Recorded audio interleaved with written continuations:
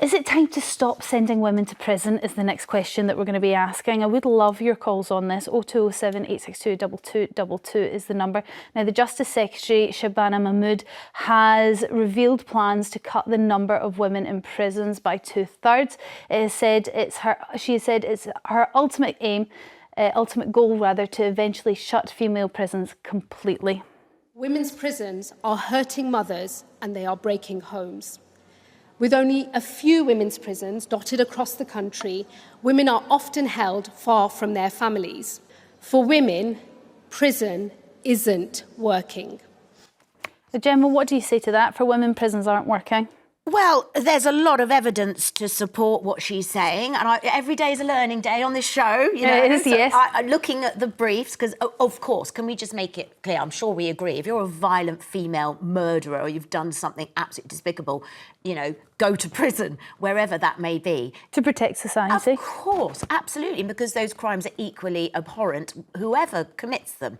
So, you know, Rose West, for instance, off the top of my head, of course. But what I have learnt is that out of the total prison population, 86,000 or so, only 3,500 of them are women. So they're committing far, far fewer crimes. And the crimes tend to not be those types of crimes. You're talking a lot more sort of shoplifters. Now, instantly, when you think shoplifters who've got children, that could be out of desperation. I'm not saying all of it, and I'm not saying it makes it right.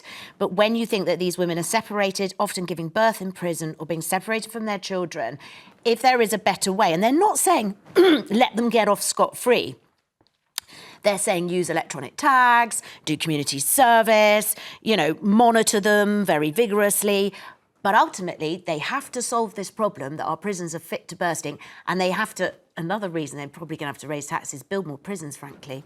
So I think this probably is a sensible solution. I love the Timpson guy who they've appointed as prisons minister, and I think he's the one with the incredible business, the key cutting, who employs people who've come out of prison. He's been doing that for years. And he really is expert. I think he's got the right idea. I really about think he's rehabilitation and bringing people back into society. His business has proved by giving those people jobs and investing in them that they go on to not repeat offend. So the fact that this is coming partly from his consultancy, yes, I think is but this would be Shabana Mahmood's theory is really to keep these women, I suppose, in society and not let them face any jail time at all. How would you feel about that, Albie? Well, as a man, I would find the inequality between how you would sentence women and men for equivalent crimes to be problematic, and so actually would the law. The Equality Act would have to be changed if there were going to be any changes in sentencing based on the sex or the gender of the offender. So I think it would actually be legally quite difficult to implement this plan that the Justice Secretary, Shabana Mahmood, wants to implement. Look, I believe in prison. I think there are some people that do things that are so abhorrent that they need to be locked up. I accept that fewer of those are women, but some of those women do need to be in prison. And I think the idea that only violent criminals should go to prison is wrong. If there is a woman who has frauded someone out of tens of thousands of pounds, they should go to prison. If there is someone who has stolen, a woman who has stolen thousands of pounds worth of goods from a shop or from someone else, they should go to jail. So I think this discrepancy between men and women, I don't like speaking about things in this way, and I wonder why we don't want to apply the same arguments being applied to these women in prison to men in prison, because a lot of them are equal. I'm going to have to put you both on pause there because we need to go to the adverts, but I know you're keen to get back in. Do stay with us, because after the break we're going to be taking your calls on this. We've got Jackie already on the line from London, who thinks that women shouldn't be sent to prison. We'll hear from her in just a moment. 0207 862 2222 is the number to get in touch, and we'll see you right after this. So we are going to go straight to the phone lines and speak to Jackie in London now. Jackie, what is your view on this one? OK, so my opinion is that the whole system needs to be reviewed. We have women in prison right now who have, for example, aggressive stage 3 breast cancer, who can't get adequate treatment.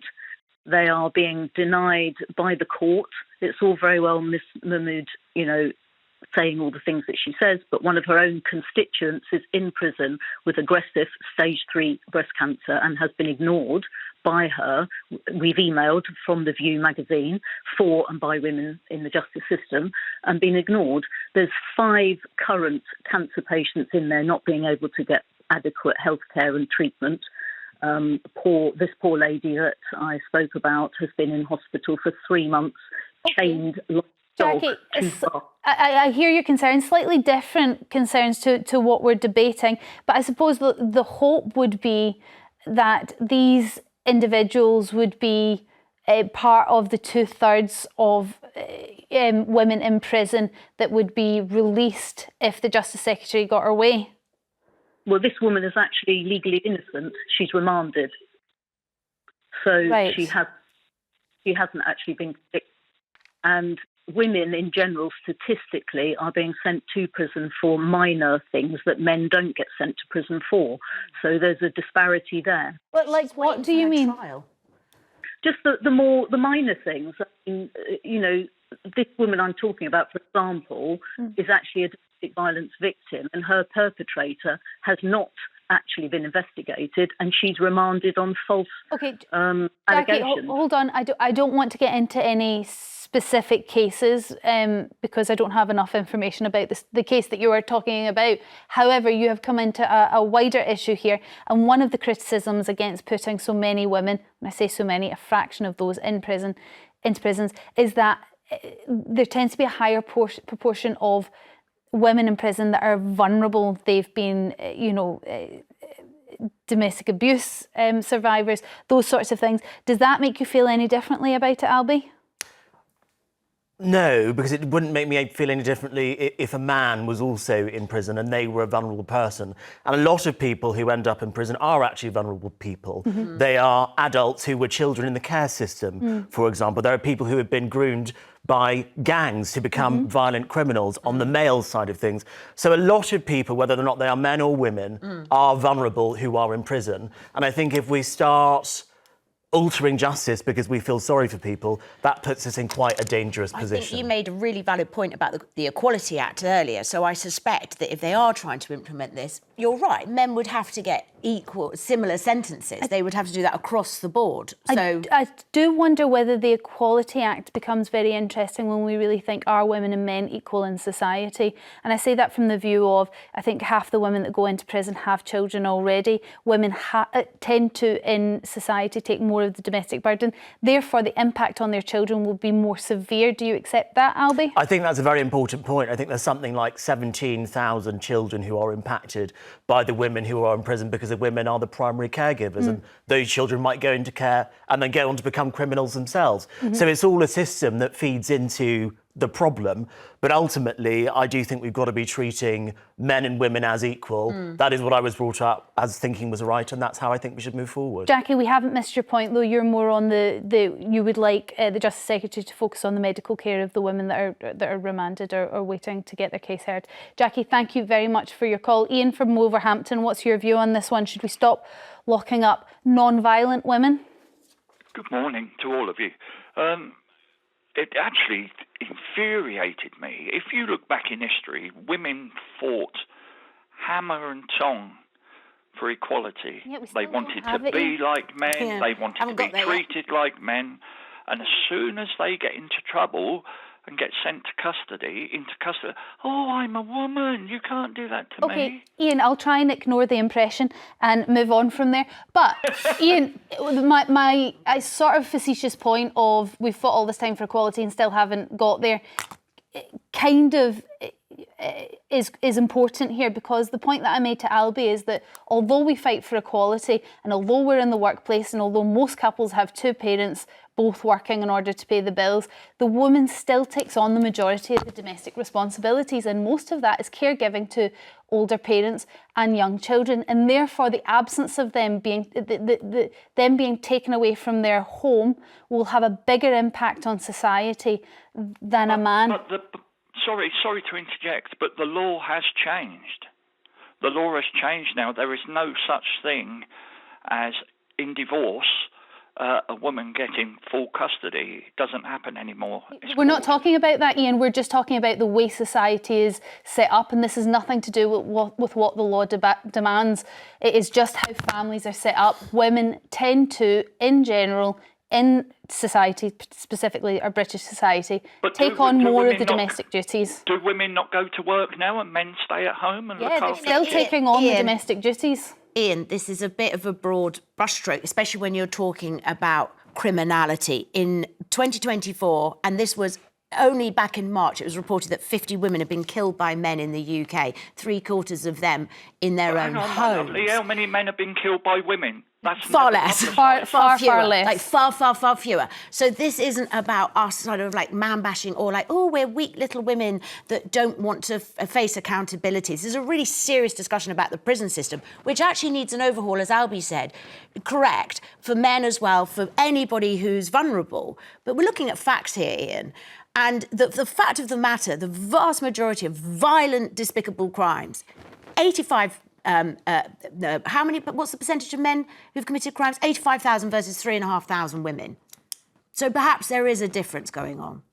So because there's fewer women, you say they have to be treated differently to men? They don't need to be treated differently. They need to be treated fairly, and so do the men, and that is really, really important. But if these particular, I think we'd established that. Why do you think Shabana Mahmood didn't make the same point about men? Why didn't she say there should be fewer people in prison? Why do men get so angry when just sometimes the spotlight is put on problems that specifically women face? I think because it does feel unequal. And I wonder whether it sends out the wrong signal to say women don't get prison sentences. Maybe it will encourage drug dealers and drug gangs to send women out to do, you know, the whatever it is, crossing the county lines or... She didn't say women to not get prison sentences, which would be really weird and would be completely wrong. She said it was her goal to close women's prisons. Completely. She said, yeah, and then the really violent ones would have to go in the men's prisons or whatever. She didn't say no women would go to prison. She said she wants to drastically reduce the amount.